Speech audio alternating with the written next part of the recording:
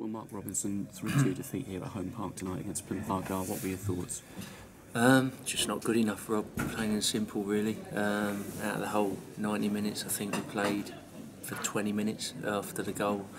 We had a little spell where we started to pass the ball quite well and started to stretch them, got in behind them a few times. Tyler was causing them problems, but even that didn't last that long. The last sort of 5-10 minutes of the first half, they come back into it because we didn't do certain things well enough off the ball.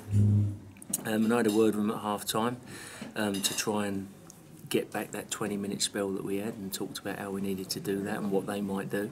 And second half was just it was awful, to be honest. From the first minute right to the end, we were poor. We were poor on the ball. We were poor off the ball.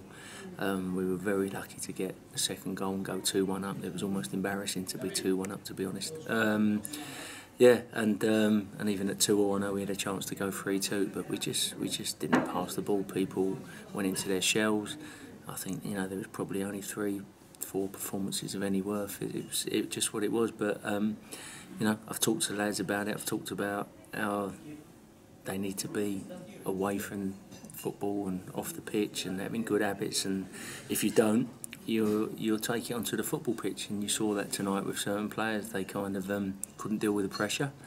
And that's what you got. So yeah, it was very disappointing. You couldn't have got further away from a Wimbledon performance if you tried, especially in the second half. Can you take any positives from the first half, like the likes of Tyler Bury and Jack Curry, perhaps? Yeah, I thought Tyler was a constant threat first half, and young Jack did well, and young Archie did well. It wasn't the young boys. I thought the under-16 lads did fine, and Tyler, starting to look like a footballer. He's making good decisions, and he's a threat.